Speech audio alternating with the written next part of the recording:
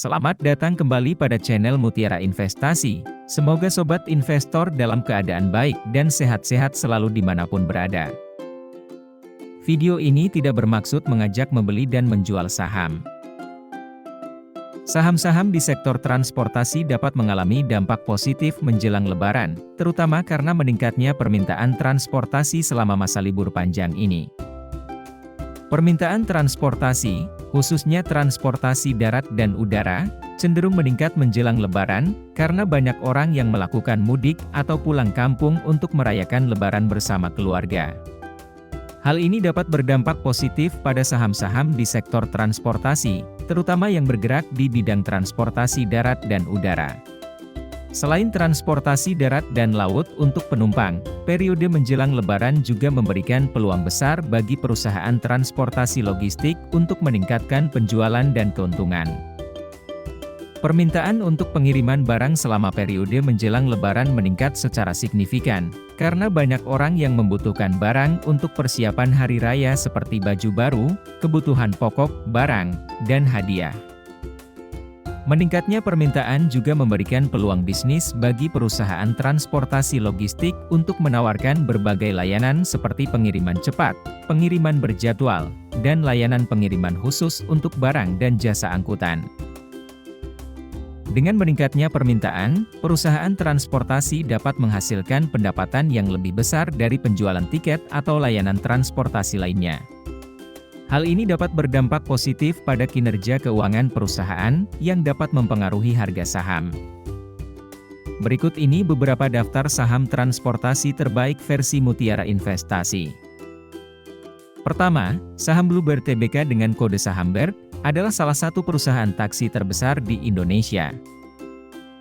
Pasar taksi di Indonesia masih memiliki potensi yang besar untuk tumbuh, karena tingkat penetrasi taksi di Indonesia masih relatif rendah dibandingkan dengan negara-negara lain di Asia.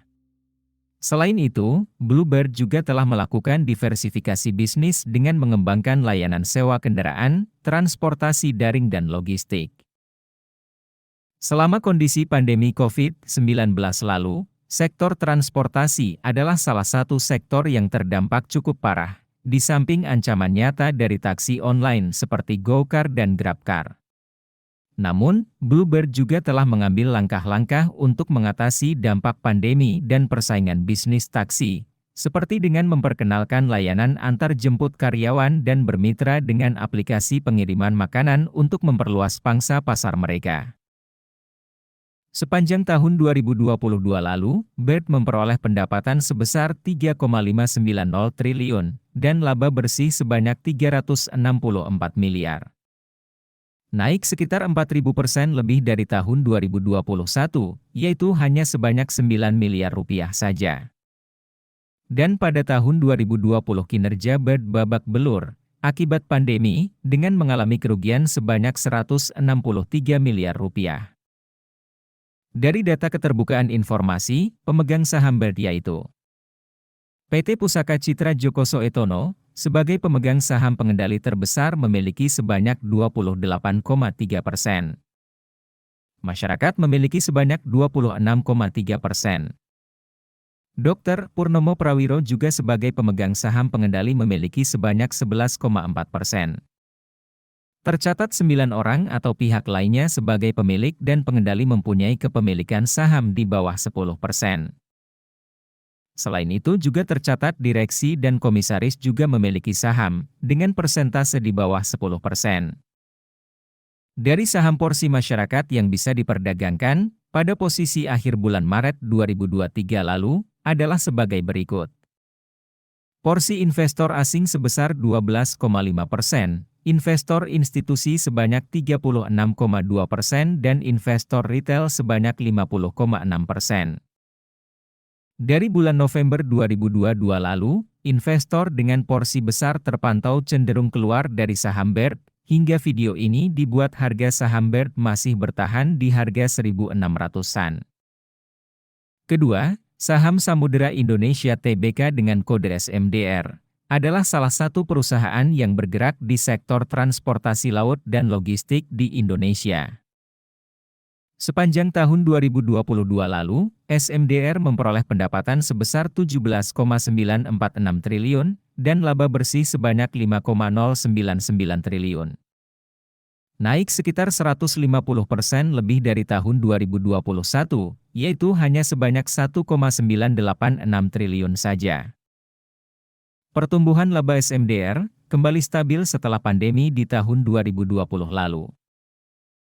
Dari data histori SMDR selalu membagikan dividen dari tahun 2018 dengan rata-rata dividen di 4%.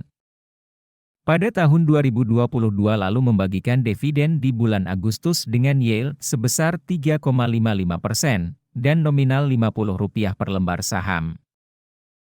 Dari data keterbukaan informasi, pemegang saham SMDR yaitu PT Samudera Indonesia Tangguh, sebagai pemegang saham pengendali dan porsi terbesar memiliki sebanyak 57,98%. Publik memiliki sebanyak 27,66%. PT Ngrumat Bondo Utomo memiliki sebanyak 14,36%. Selain itu juga tercatat direksi dan komisaris juga memiliki saham, dengan persentase di bawah 0,2%. Dari saham porsi masyarakat yang bisa diperdagangkan, pada posisi akhir bulan Maret 2023 lalu, adalah porsi investor asing sebesar 17,1%, investor institusi sebanyak 32,4% dan investor retail sebanyak 50,5%. Dari bulan Mei 2022 lalu, investor dengan porsi besar terpantau cenderung keluar dari saham SMDR. Hingga video ini dibuat harga saham SMDR masih bertahan di harga 360-an. Ketiga, saham PT Jasa Armada Indonesia Tbk dengan merek dagang IPCM, merupakan anak usaha subholding PT Pelabuhan Indonesia Group, yang bergerak pada bidang layanan pemanduan dan penundaan kapal, angkutan laut dan layanan maritim. Sepanjang tahun 2022 lalu, IPCM memperoleh pendapatan sebesar 980 miliar, dan laba bersih sebanyak 151 miliar.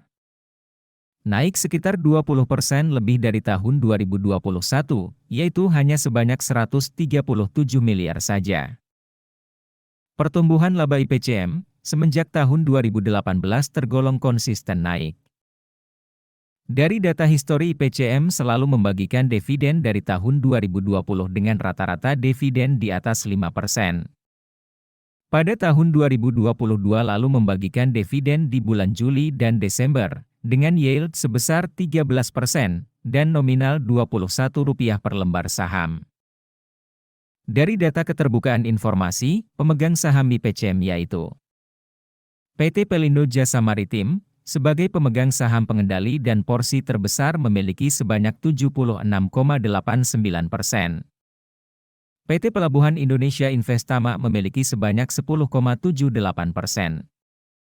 Masyarakat lainnya memiliki sebanyak 6,96%. Dan, tidak ada direksi dan komisaris yang tercatat memiliki saham IPCM. Dari saham porsi masyarakat yang bisa diperdagangkan, pada posisi akhir bulan Maret 2023 lalu, adalah porsi investor asing sebesar 0,7%, investor institusi sebanyak 71,1% dan investor retail sebanyak 28,2%.